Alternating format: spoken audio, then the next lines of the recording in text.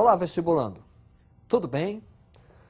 Na aula de hoje, nós vamos trabalhar o sistema feudal e a chamada crise do feudalismo, a Baixa Idade Média. Preste atenção nessa gravura, retratando o cotidiano medieval. Uma sociedade que vai ter como atividade econômica principal a agricultura. Uma agricultura autossuficiente, quer dizer, voltada para o consumo e com trocas naturais.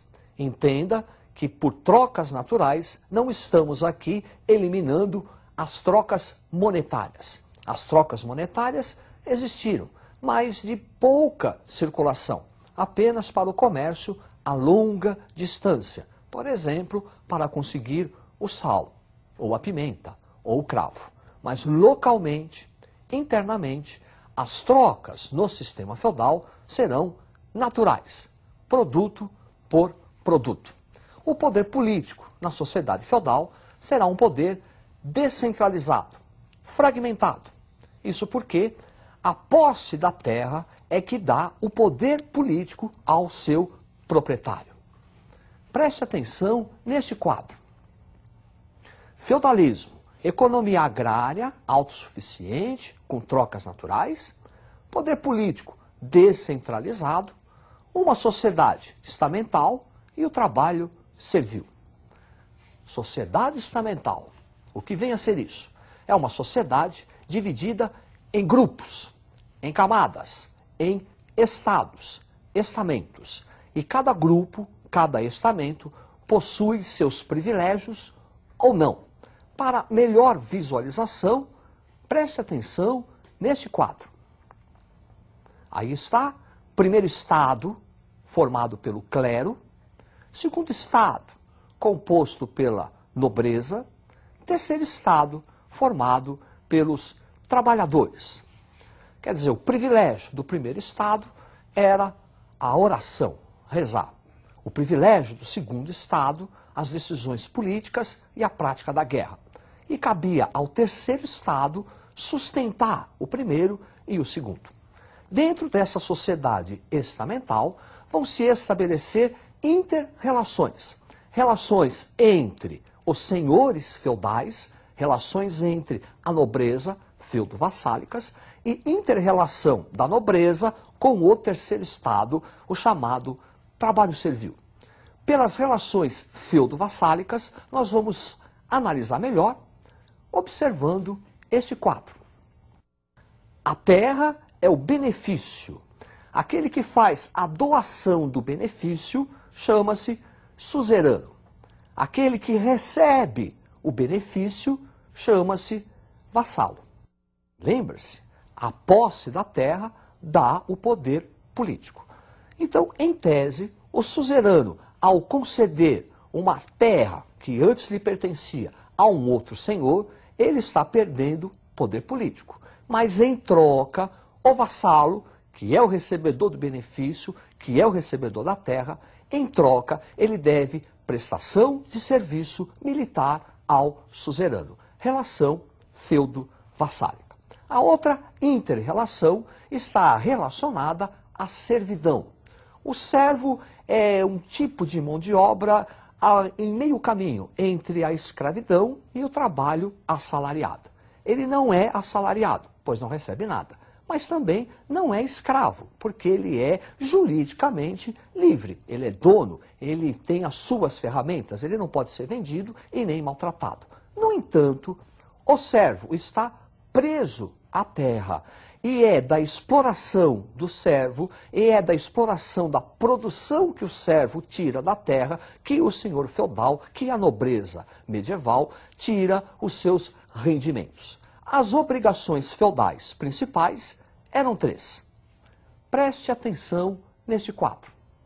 As obrigações feudais: corvéia, talha, banalidades.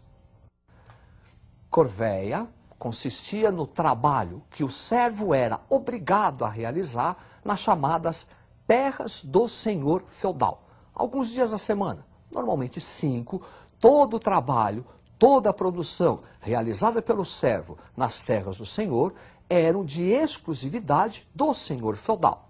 Corvéia. Talha, o servo, ele estava preso a um lote de terra cedido pelo senhor feudal. A talha é a obrigação feudal que o servo deve ao senhor dessa terra.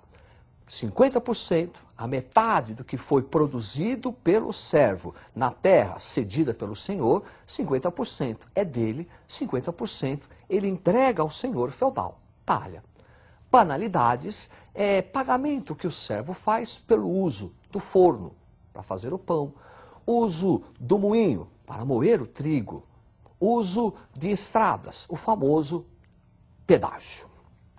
Além dessas relações entre senhor feudal e servo, ou entre senhores feudais, nós vamos ter um componente no sistema feudal muito importante. Preste atenção nesta gravura. Já percebeu que vamos falar agora da igreja cristã, a igreja medieval, que será a principal instituição da Idade Média, com enorme poder econômico, enorme prestígio social e enorme poder político. Haja vista que a Igreja Católica será a principal proprietária de terras da Europa medieval. E essa igreja vai se fazer presente em todos os momentos da vida de um homem da Idade Média, desde o batismo até a extrema-unção. Preste atenção neste quadro. Clero secular. Clero secular é aquela parte da igreja em contato com os fiéis, composto por alto clero, papa, bispo, abade, a cúpula dirigente. Baixo clero, que está mais em contato com os fiéis, é o padre, o vigário. E clero regular, mosteiros. Por clero regular, entenda-se aquela parte do clero que não está em contato com os fiéis. Pelo contrário, ela está isolada, resguardada em mosteiros. São as famosas ordens. A ordem beneditina, a ordem dos carmelitas, a ordem dos franciscanos. E no topo dessa hierarquia, quer seja clero regular ou clero secular, está a figura do Papa. Preste atenção neste quadro. É uma gravura que retrata um burgo, uma cidade medieval. Essas cidades medievais começam a ter uma enorme importância a partir do século XI. O século XI é um século importante para o desenvolvimento da Idade Média. Marca o início da chamada crise do sistema feudal.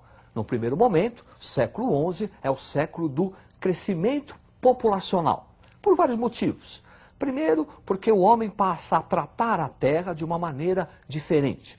Ele vai usar um sistema novo de atrelar o animal, ele vai desenvolver a charrua e isso provoca um enorme aumento na produtividade agrícola, contribuindo para o crescimento populacional.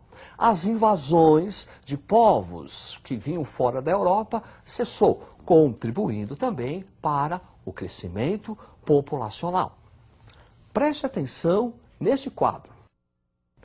Baixa Idade Média, as inovações técnicas que contribuem para o crescimento populacional, as cruzadas e a reabertura do mar Mediterrâneo. As cruzadas estão também relacionadas a esse crescimento populacional. Embora a Igreja Católica tenha convocado as cruzadas para a libertação da Terra Santa, Jerusalém, que estava sob o controle dos muçulmanos desde o século VII. Mas, na verdade, a Igreja, enquanto grupo dominante, não via com bons olhos esse elevado crescimento populacional, que por melhor que tenham sido as inovações técnicas, sempre vai haver um desequilíbrio entre a produção e a alimentação, gerando a fome. Daí, a Igreja Católica vai exportar a miséria.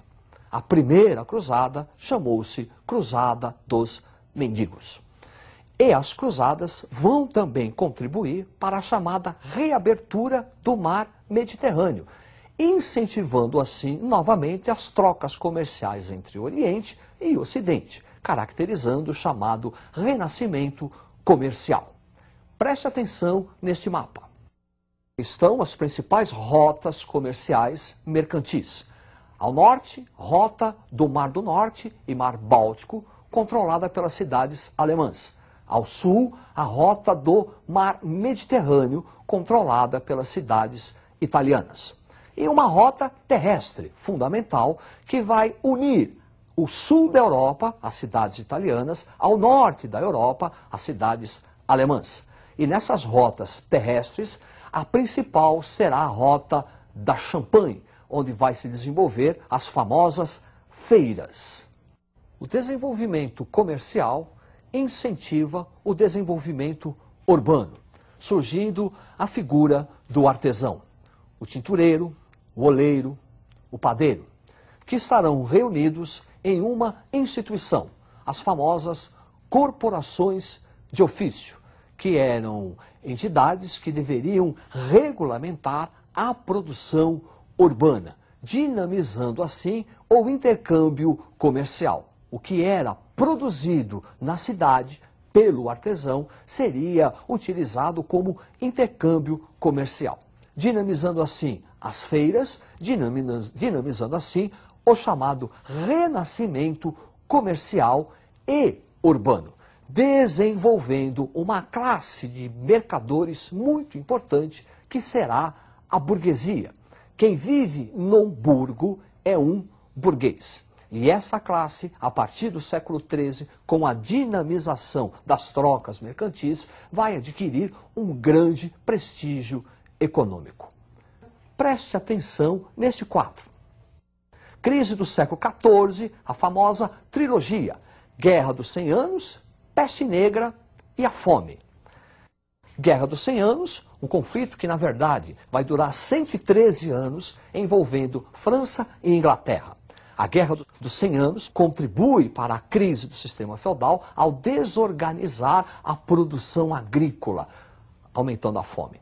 E a Peste Negra, que é uma epidemia trazida pelos cruzados que, no porão do navio, eram contaminados pela pulga, que transmitia um vírus, uma doença, que vai gerar no corpo do infectado um bulbo, um sangue negro, que ao estourar prolifera por todo o corpo. A peste negra será responsável pela dizimação de 1/3 da população europeia. Então aí está a trilogia, Guerra dos 100 Anos, a peste negra e a fome, que vão contribuir para a crise final da Idade Média. Sua superação vai se dar com a expansão comercial marítima europeia.